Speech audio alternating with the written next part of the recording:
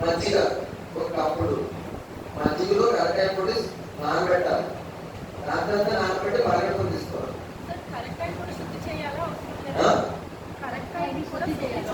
శుద్ధి ఏం లేదు, జస్ట్ పౌడర్ చేయాలంటే.